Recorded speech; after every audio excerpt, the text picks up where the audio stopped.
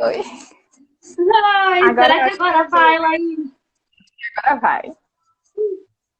Então tá bom. Laís, conta rapidamente, por favor, sobre o caso que você escolheu para a gente estar conversando. Como eu falei, achei super interessante, porque a gente vai entrar numa linha também de cuidados em fim de vida. E muita gente tem dúvida sobre esse tema, né? Então vamos lá, conta pra gente. Sim, sim, na verdade é um grande desafio para mim, porque eu ainda estou em acompanhamento com esse paciente, mas na verdade trata-se de um paciente idoso, tem 73 anos, tem um carcinoma pulmonar, em estágio avançado já, a nível de metástase para a coluna. Ele encontra-se em estado de caquexia, tá fazendo, já está em cuidados de fim de vida, como você falou, tá com quimioterapia, ele está fazendo quimioterapia oral.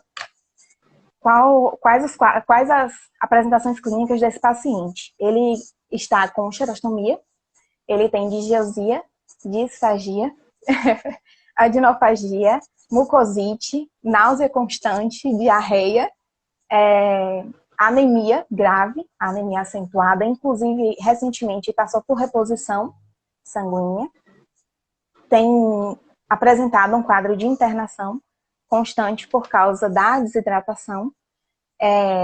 Já foi calculado para esse paciente plano alimentar, mas a dificuldade de aceitação e totalização e introdução do plano alimentar por completo foi observada que não tinha, ele não atingia as metas estabelecidas, e por ter apenas 2 anos de formada e ainda não ter especialização na área de oncologia, eu trabalho apenas atuando com estudos voltados e busca constante por introdução nessa área, na área da onco. Então, quando surgiu a oportunidade da mentoria, eu trouxe o quadro clínico desse paciente justamente para ter um norte sobre como elaborar uma melhor conduta nutricional, já que para ele agora eu observei que as orientações nutricionais exclusivas, mostrando apenas como fazer as melhores escolhas e como diminuir essas apresentações clínicas, essas sintomatologias causadas pelo tumor e pela quimioterapia.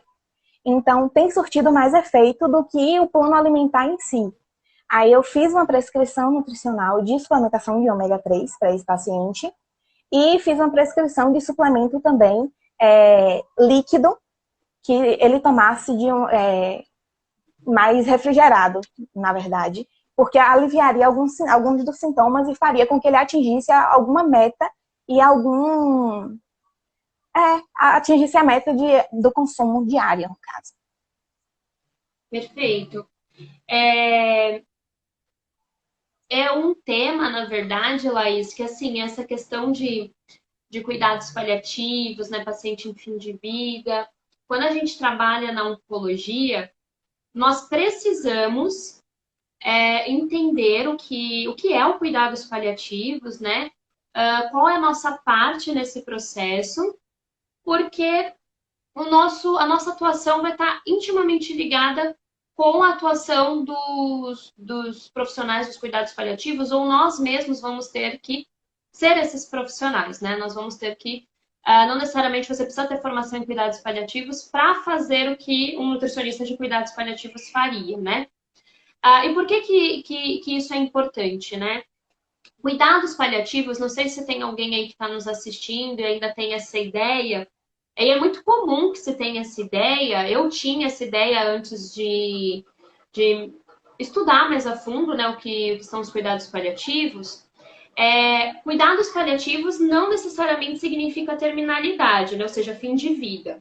Cuidados paliativos, paciente em cuidados paliativos, ele pode entrar em cuidados paliativos desde que ele tenha uma doença que comprometa a vida, uma doença crônica. Então, o câncer, às vezes, ele vai ter caráter curativo, né? O paciente, ele não descobriu um câncer avançado, não, ele tem chance de cura. Mas ele pode entrar nos cuidados paliativos como classificação, porque o câncer é uma doença que compromete a vida. Então, de acordo com a OMS, esse seria o significado de cuidados paliativos, né? Então, isso é importante para que a gente não tem aquela visão de que cuidados paliativos é só para o paciente que está falecendo, né, já está na fase final de vida.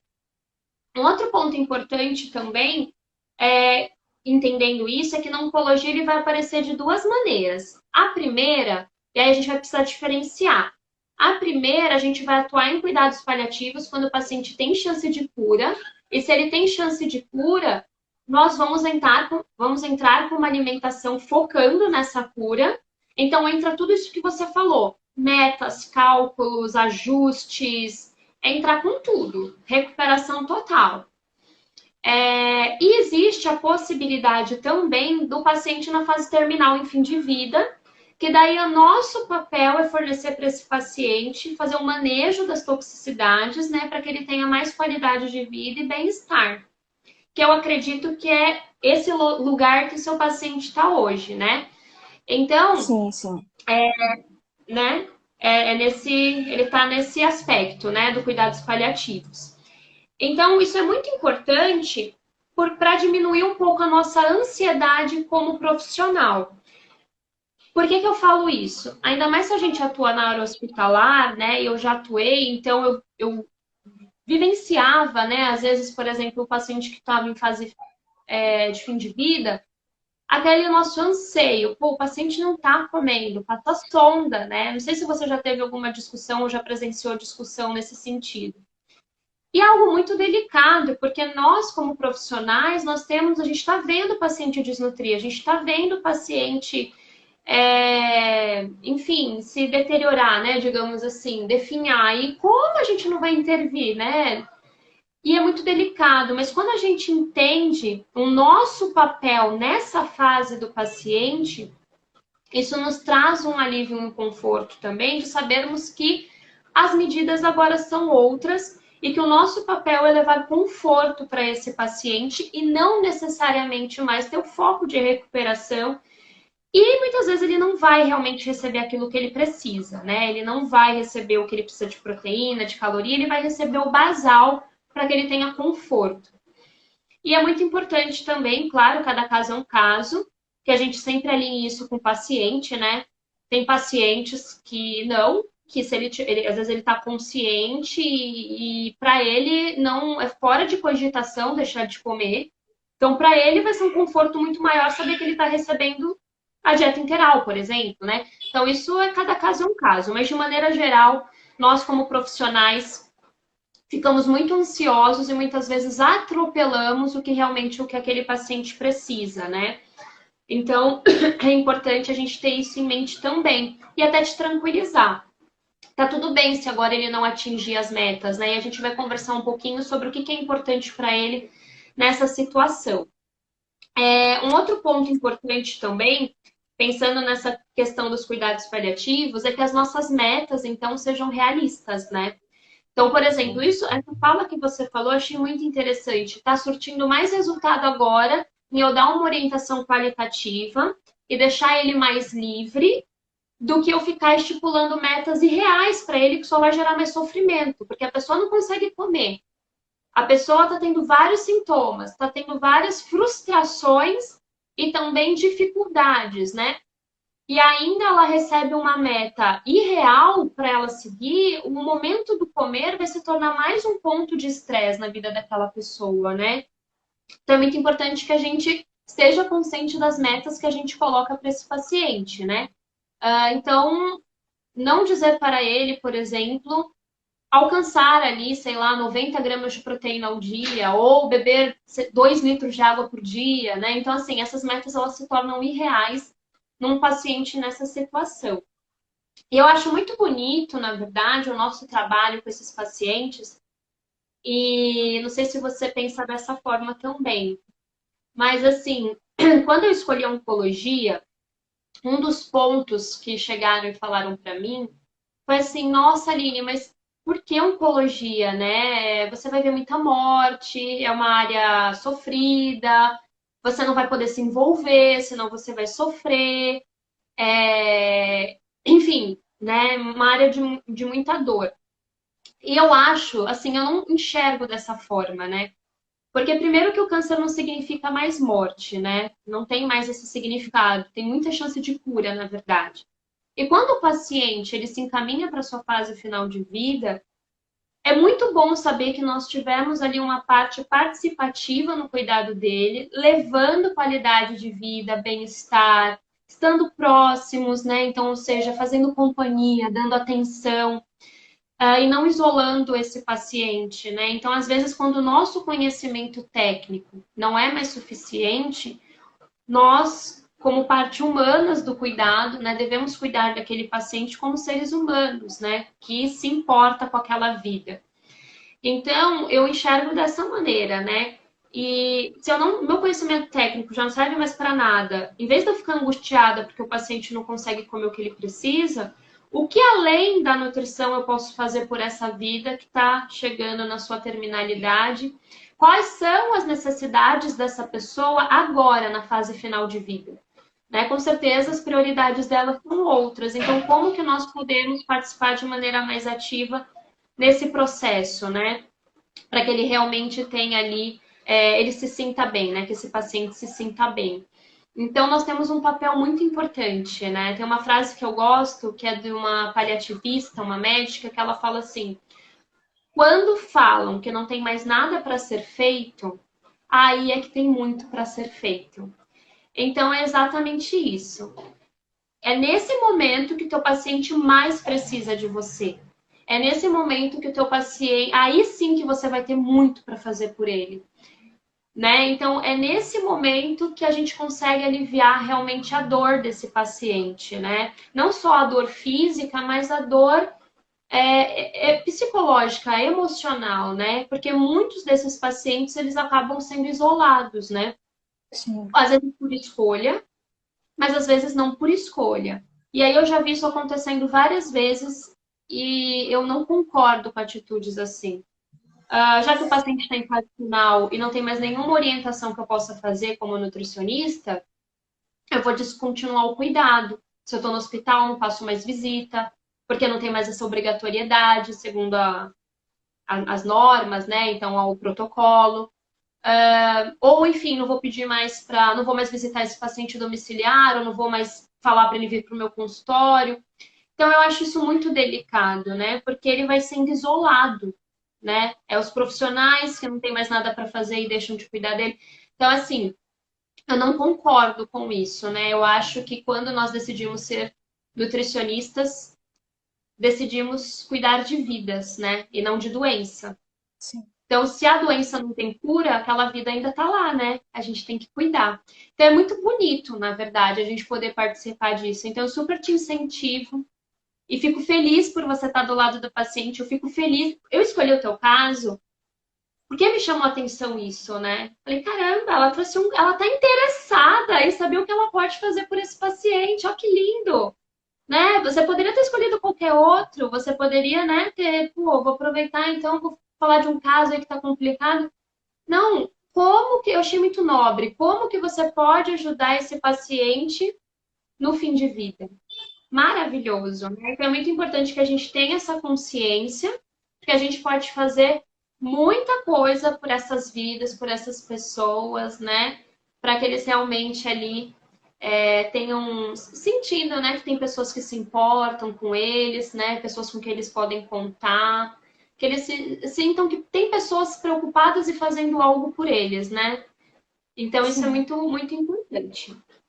E aí, pensando no caso que você trouxe, para te aliviar também, né, esse sofrimento, o primeiro passo é fazer um manejo dos efeitos colaterais, né? Porque isso gera sofrimento, isso gera internação, hospitalização. Então, é interessante, dentro da tolerância do paciente, que você consiga fazer o manejo desses efeitos colaterais que você me trouxe.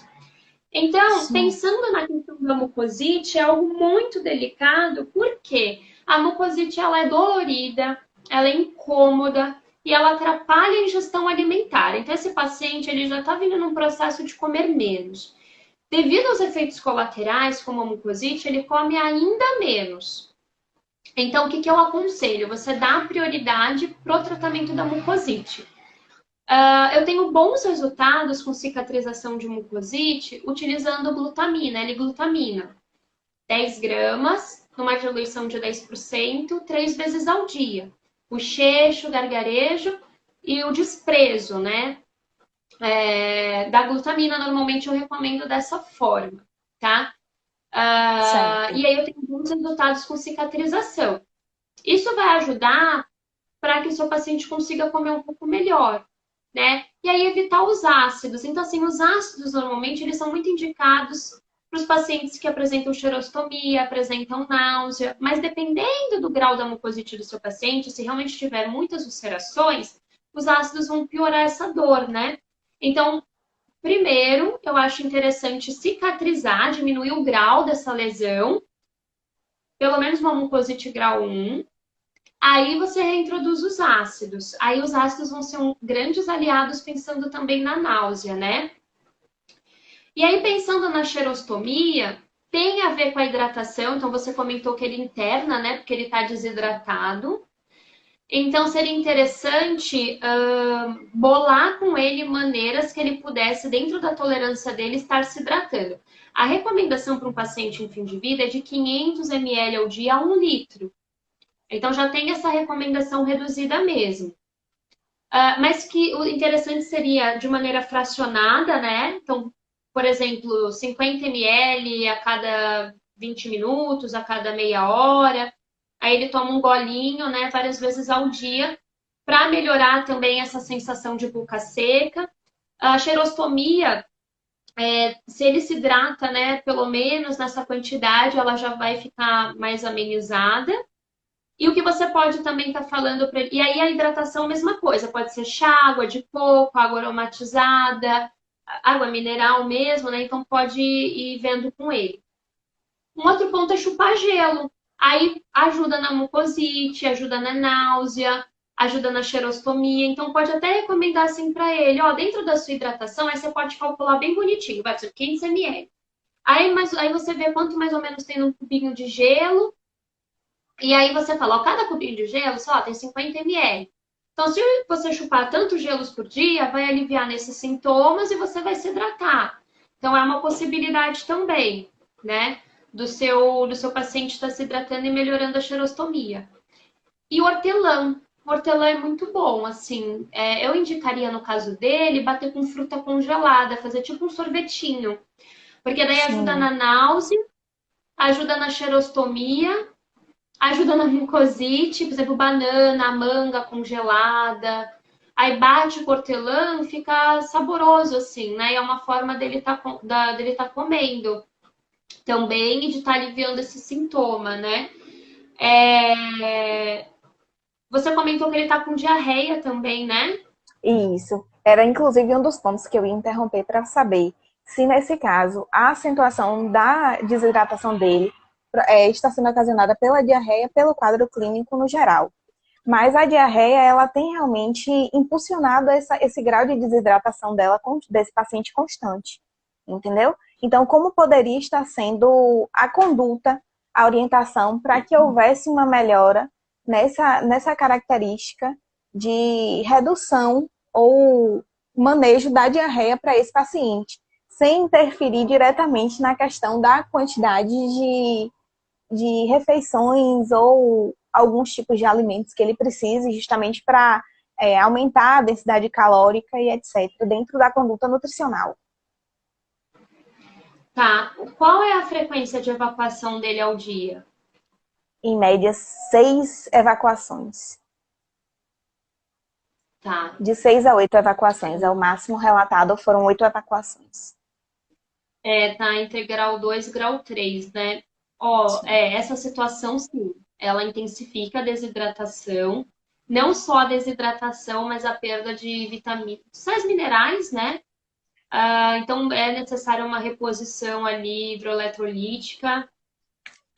Talvez, já que ele não está comendo muito, se ele estiver tolerando bem líquidos, dá algum tipo de isotônico para ele. Existem vários tipos, né? Tem tipos que são melhores, assim, né? Naturais. Mas aí também precisa ver essa questão, né? botar na balança o quão seria interessante também ele investir financeiramente em isotônicos mais caros, né? Mas nós temos aí os mais tradicionais, né? E temos aí algumas marcas que já vendem de maneira natural para repor justamente a glicose, né? E repor também sais minerais seria interessante para ele. E eu aconselharia também, além disso, a fazer a prescrição de probiótico, né? Por quê? Porque a diarreia, realmente, 8 evacuações ao dia, a pessoa não tem qualidade de vida nenhuma, né? Porque assim, qualquer coisa que Sim. ela come, né? Ela vai ao banheiro, ela não consegue sair, ela não consegue ter um convívio social, é um sofrimento, não sei se ele sente cólicas, né? Então, pode ser associado também a cólicas, a dores. Tem o Sim, quadro de sim. desidratação, aí tem que ficar indo para o hospital, internando. É Tem a questão complicado. também Então, da assim, locomoção, porque o que acabou complicando também, desculpa interromper, mas foi em relação à locomoção também, o risco que esse paciente estava tendo em se locomover do leito da cama para o banheiro, dentre esses episódios, entendeu? Então, o risco de uma fratura ou de uma lesão para ele foi muito, muito grande. Foi orientado também e tocado em um dos pontos a questão da utilização de fralda. Só que tem todo aquele paradigma relacionado à debilidade, à quebra mesmo da, como é que eu posso, da conduta dessa pessoa em si, ter uma perda da autonomia dele, exato. entendeu? Então, Isso tudo é isso muito foi um importante. pouco foi prejudicial. E o que me deixou meio pesarosa na Por coluna. quê? Percebo. É o que eu falei lá no início em relação aos cuidados paliativos. Sempre está alinhada com o paciente. O paciente ele vai ter algumas prioridades na vida dele, do que ele julga importante e da sua identidade como pessoa.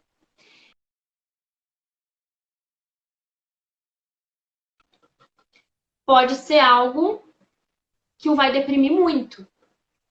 Então, por mais que a gente tenha que fazer ajustes na alimentação, e aí talvez as pessoas que estão assistindo pensando, Aline, mas é fim de vida, você vai prescrever probiótico, não é uma conduta, às vezes, invasiva, tal. Assim, não é uma conduta invasiva, porque ele pode misturar o probiótico em água, então não é nada que tenha que passar por algum procedimento, mas poderia ser considerado supérfluo. Mas, gente, 8 evacuações ao dia. Ele corre o risco de ter que usar fralda e ele não quer. Risco de fratura por ficar indo, né, várias vezes ao banheiro. Fora que essa frequência de evacuação, né, que nem eu falei, qualidade de vida zero, desidratação. Então, focar na diarreia como um dos efeitos colaterais mais urgentes para você fazer o manejo. Então, o que eu indicaria no caso da diarreia? Fazer um blend de probiótico focado nessa questão da diarreia, colocar fibras solúveis na alimentação, nem que seja batido em suco, vitamina, por exemplo, aveia, psyllium é interessante, avenflocos, psyllium, inulina, então às vezes tem alguns produtos que vêm esse tipo de fibra, mas assim, aveia e psyllium é algo do dia a dia que dá para botar na alimentação. E dependendo do caso, eu tenho tido bons resultados com beta-glucana de levedura. 15 ml 2 vezes ao dia. Algo a se pensar, dependendo se só o probiótico e ajuste da alimentação não der certo. Né? Então, eu incluiria mais fibras solúveis na alimentação dele. Não focaria tanto em quantidade, como você falou, mais uma questão orientativa do tipo, olha, fulano, para melhorar essa questão de diarreia, a gente vai entrar com algumas condutas. Uma delas é aumentar as fibras solúveis na sua alimentação. Aqui são as fontes, ó, tal alimento. Então, tenta fazer essas trocas, tenta acrescentar mais vezes ao dia, por exemplo, aveia, psyllium, e junto toma esse probiótico antes de dormir. Vamos ver se melhora daqui a algumas semanas, né? Se você vai ter resultado aí em 2 semanas. Acredito que já vai reduzir essa frequência, né? E aí a outra questão é se não funcionar, entrar com beta-glucana de levedura também, que eu tenho tido bons resultados. Então, acho que seria a conduta mais importante pensando na diarreia. E claro, tem alguns alimentos que eles favorecem, né? Aí você tem que pesar com o paciente também essa questão. Por exemplo, eu não sei como que é o consumo dele de leites e derivados. Por exemplo, esse suplemento que você passou, às vezes pode agravar a diarreia. Então precisa prestar atenção na qualidade do suplemento e na frequência do consumo dele de lácteos. Então, quantas vezes ele toma leite, come iogurte, come queijo, porque pode acelerar um pouquinho o intestino, né? Aí o fluxo intestinal, né? Então, é importante observar isso também. Mas eu daria prioridade ao nutriente e à diarreia. Eu acho que se você conseguisse diminuir o grau desses dois efeitos colaterais, nossa, a qualidade de vida dele ia ser outra. Assim, mais até do que xerostomia, diarreia, disfagia, porque todas as outras se tornam secundárias quando a gente pensa numa mucosite severa e numa diarreia grave que nem essa. Laís travou aqui. Enquanto isso, eu vou lendo os comentários, gente. A Lucileide comentou, né? Que ela teve. Oi! Voltou. Daqui a pouco. Tá me escutando?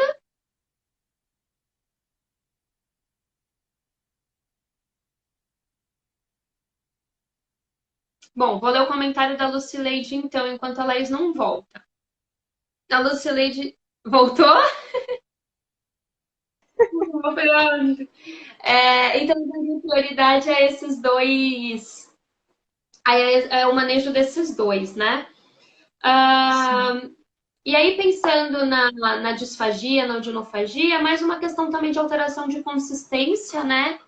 Então, assim, mais um alerta para o paciente, na verdade, do que uma. Porque, assim, eu deixaria ele livre para comer o que ele quisesse, né? Só que dando esses reforços, né? Essas orientações. Então, olha, por conta da dor, da disfagia, seria melhor. Aí tem que ver qual que é o grau da disfagia. Mas seria melhor, talvez, uma consistência mais pastosa, cremosa, cuidado com líquidos ou cuidado com alimentos muito sólidos, tem que ver com o que ele engasga, né? Aí teria que alterar mais essa questão da consistência. E a questão do suplemento, talvez, que nem eu falei, verificar a qualidade do suplemento, na verdade, a qualidade, as características do suplemento, para ver se não pode estar piorando a diarreia. A ideia de deixar ele geladinho foi ótima.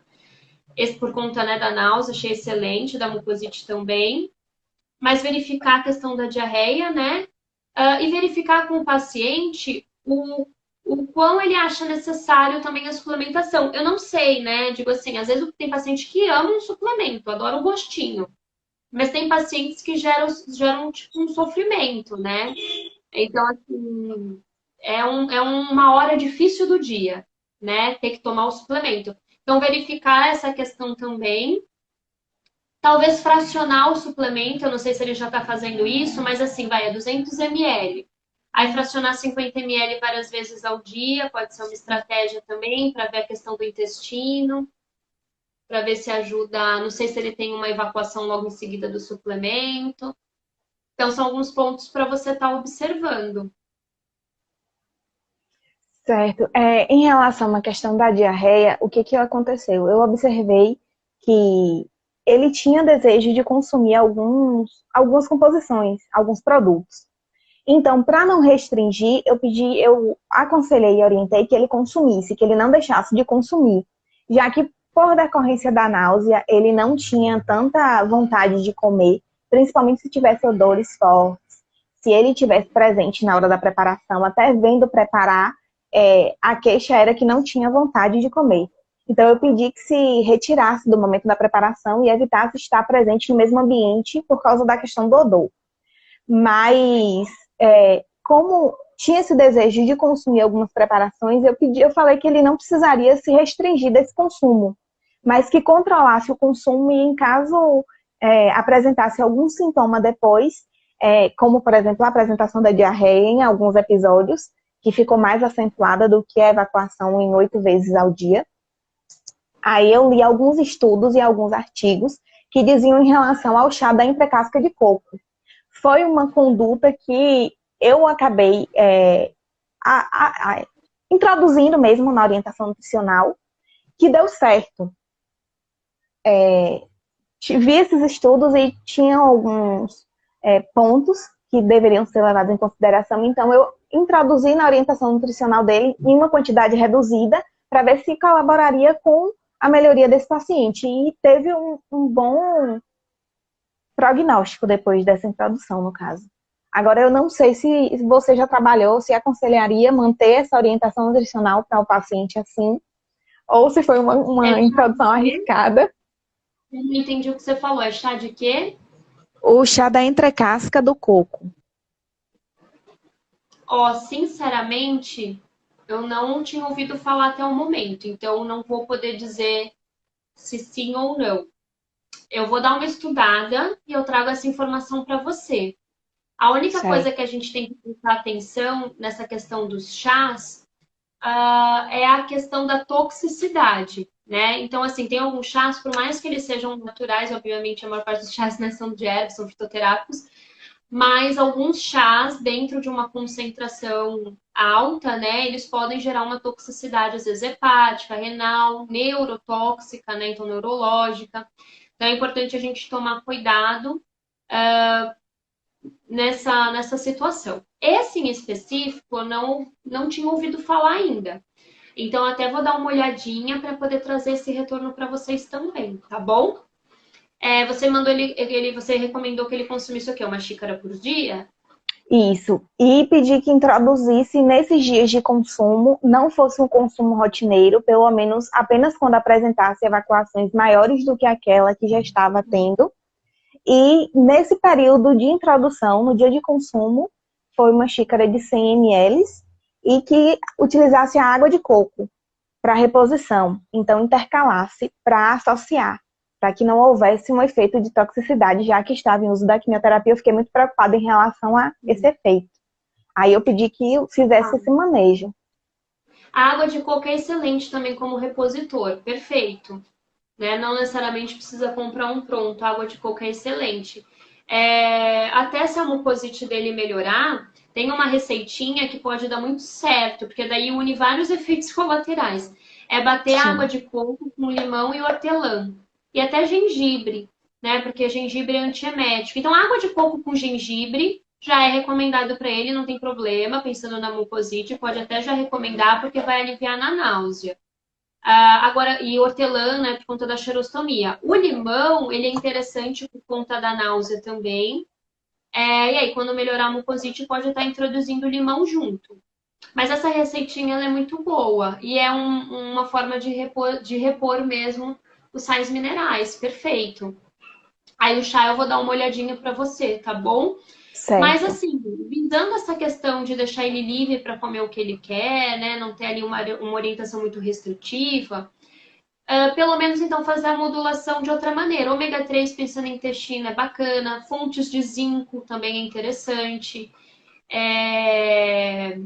O probiótico que eu comentei, as fibras solúveis, a beta-glucana, tanto da aveia, mas também de levedura, eu tenho tido bons resultados. Aí dá para mexer nesses aspectos, né? E deixar ele mais livre para poder consumir os alimentos desejados. Certo.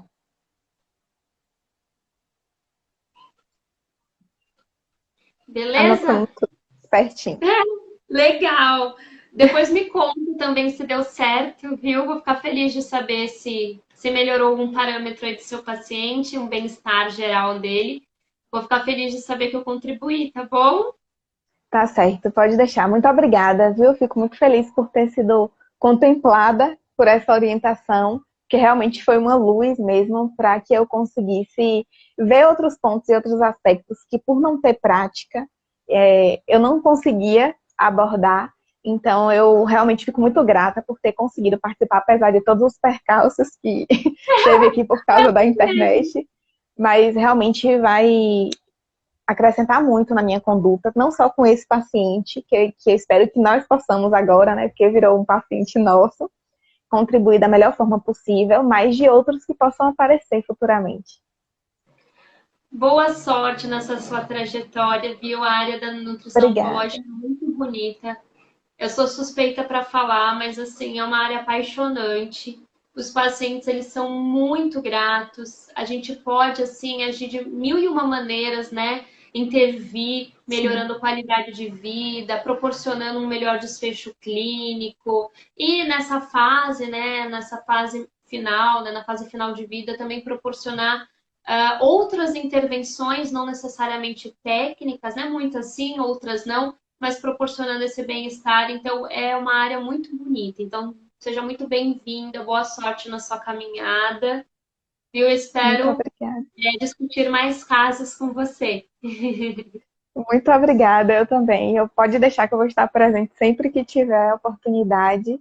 E eu fico realmente muito agradecida que Deus ilumine a sua caminhada também, que já tem muito tempo de experiência, e que seja ainda mais iluminada, que você continue realmente abrilhantando seus pacientes, dando essa, esse conforto e essa melhoria na qualidade de vida que eles realmente precisam, porque são pacientes que muitas vezes eu também presenciei, apesar do meu pouco tempo, muita desassistência e coisas simples que nós fazemos, que nós temos a oportunidade de estar atuando, uma palavra que é dada para dizer assim, ó, muda talvez isso aqui possa te ajudar, que depois volta com retorno, olha, melhorou mesmo, muito obrigada. Então essa gratidão realmente é o que tem me feito apaixonar cada dia mais por essa prática da nutrição, por esse lado da nutrição, que na graduação a gente não tem essa aproximação tão grande.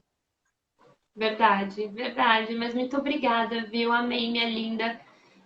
Obrigada também por ter topado, né, participar ao vivo. Adorei. E assim, algo que para ficar para todos, assim, né? Que é uma frase que me acompanha. A dor, né, de qualquer pessoa, mas pensando no paciente oncológico, né, a dor do paciente oncológico, ela só é insuportável quando ninguém cuida. Então a gente não consegue tirar a dor dele, obviamente, ela vai estar ali. Mas a gente consegue amenizar essa dor, né? Seja a dor física, a dor emocional, social. Então nós temos um papel muito importante nessas vidas, né? Então, eu sou suspeita porque, para mim, todo nutricionista tinha que se especializar em oncologia e caminhar aí com a gente atendendo essa demanda, né? É uma área realmente muito, muito bonita. Então, muito obrigada, viu, Laís? Eu vou finalizar a live. Eu não sei tirar você, então, se você quiser sair e entrar de novo, eu vou dar vou falar as últimas palavras, tá bom? Vou ler os Pronto. comentários, então pode ser que eu tire dúvida de alguém. Um beijo, Tchau, obrigada. beijo.